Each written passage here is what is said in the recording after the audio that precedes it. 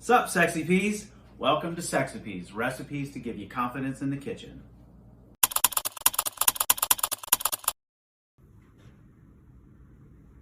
Are we good to go? Are we going? All right.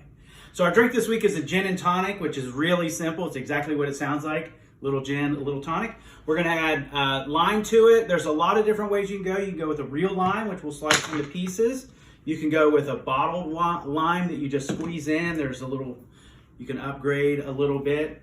For our general rule this week, I'm gonna recommend that you try generic flavors of things. I use the Kroger creamer because I think it tastes better than the labeled, what is it called? The good stuff? Not name brand. Name brand. Aside from the name brand, I use store-bought. Very similarly, I like the Kroger tonic. So we're going to use tonic. Here's a secret about tonic water. When you're opening it, it's always, no matter, this could be sitting in a cave for 1,000 years. When you open, it's going to spray everywhere. Always open it very slowly and over a sink. Which is what I'm going to do now. Maybe.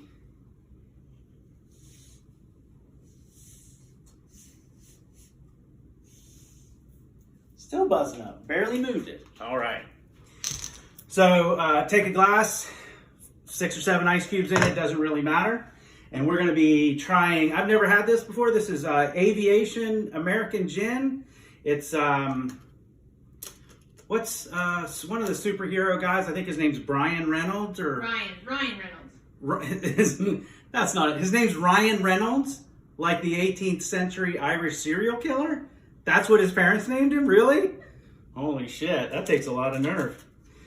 He must... All right, we're gonna give it a shot. We're gonna see how good it is. I need to cut the label though because my thumb is hurting.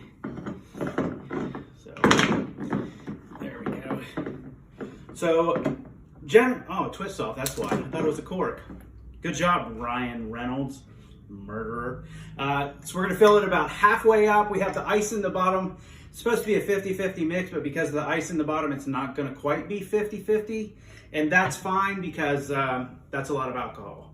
So fill it about halfway up. And do both of them, because that's how we do. All right. What you guys can't see is the production team back here going, are they exactly the same? No, they're not. I don't give a shit.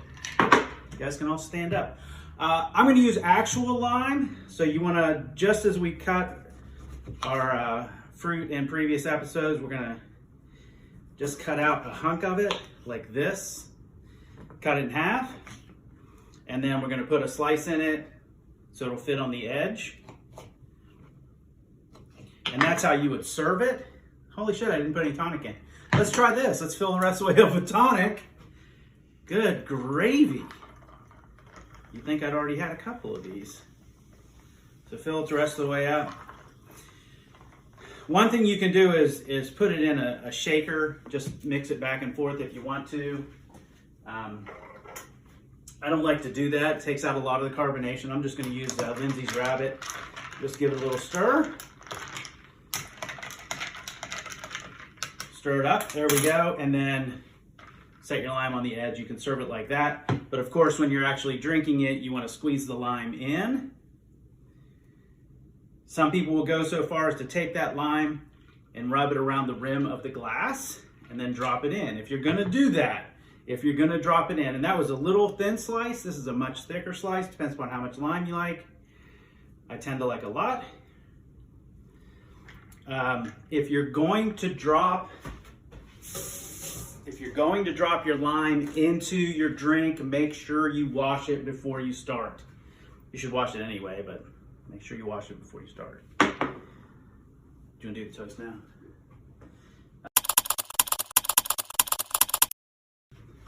Are you ready? Are you filming? All right.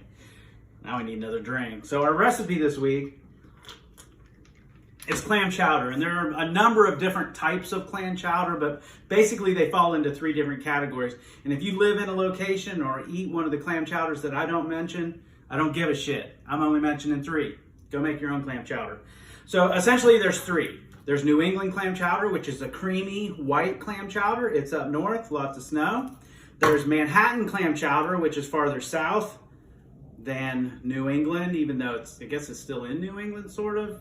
But it's a red. I don't know how we would remember that. It's tomato based instead of cream based. And then the other one is Rhode Island based, which has neither cream nor tomato based. So I'm going to attempt to cook both of these at the same time. Let me get them both open. So these are just 100% store-bought, nothing special about them. We'll make them special as we go. But with these, it's only going to be special in the serving. So let's get them into our pots first. Just pour them straight in. With both of these, if you read the labels, if you have your reading glasses on, you'll see that you don't have to add anything to them. If you want, especially in the cream-based one, you could add some milk, you could add some cream, you could add cheeses. I'm not going to do any of that. We're just going to cook these straight up. With the Manhattan clam chowder, which is the tomato base, you could add tomatoes. I don't know. You can add whatever you want. It's America. So let's get these started. We're going to put them on a low heat.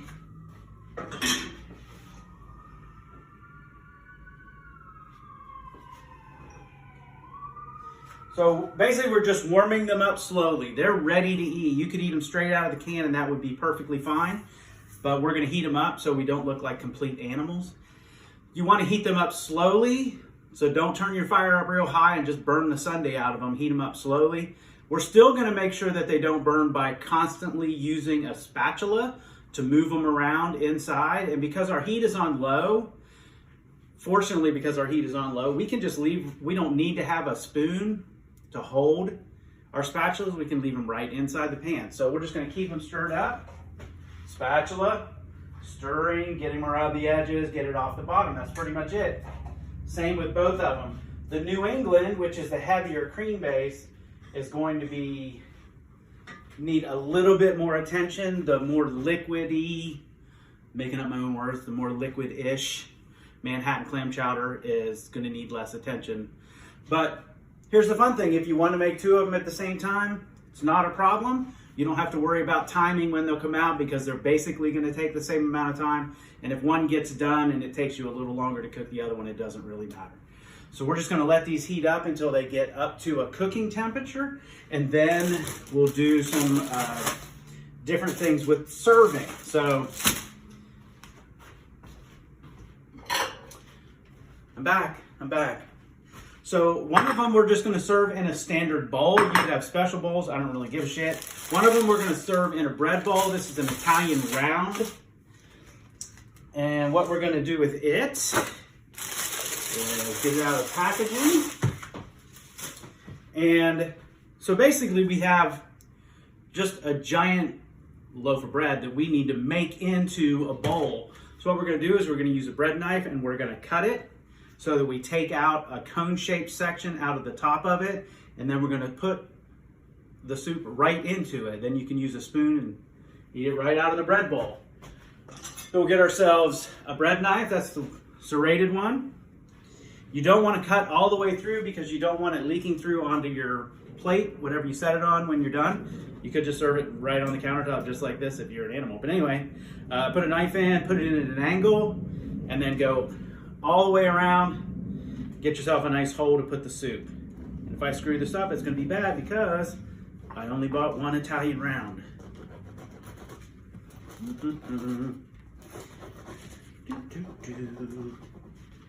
All right, there we go. Now you can pour it straight into there. I didn't cut it nearly deep enough. You should cut it much deeper than that. But now we also have all of this bread that we can tear off and dip into the soup. Let me give these a quick stir.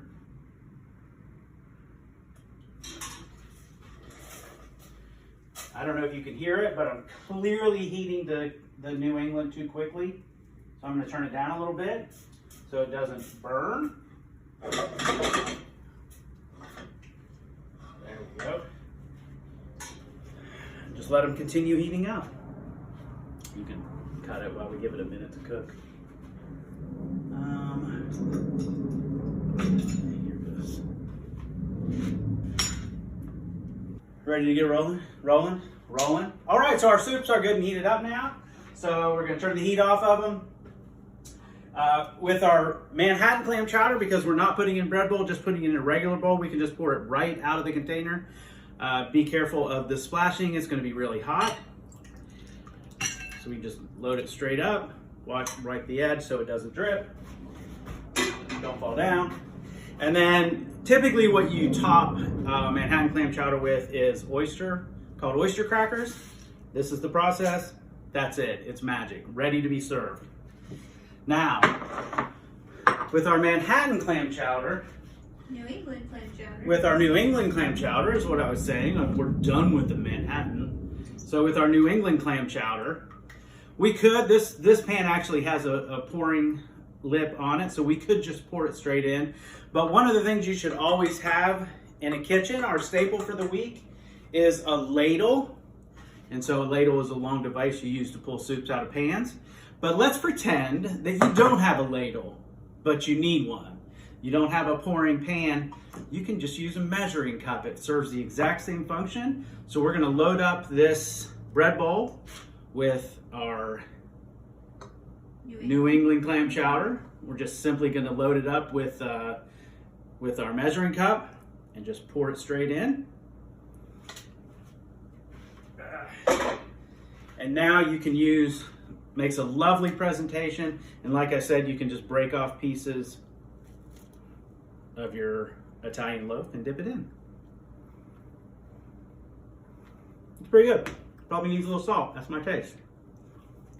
Ta-da! We're done with that.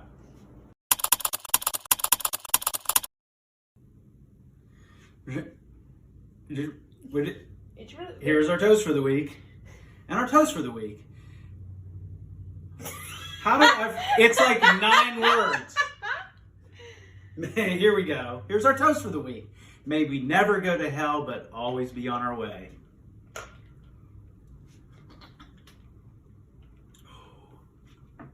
Oh, that's actually pretty good. Good job, Brian. You make a nice gin. If you want to go faster than the speed that we are going, or if you want to watch old episodes, if you want to get prepared for what you're going to need for next week's episode, you can go to sexapiece.com. It's spelled sexapiece.com. There's a link below where you can click on that. And enjoy the kitchen. We'll see you next week.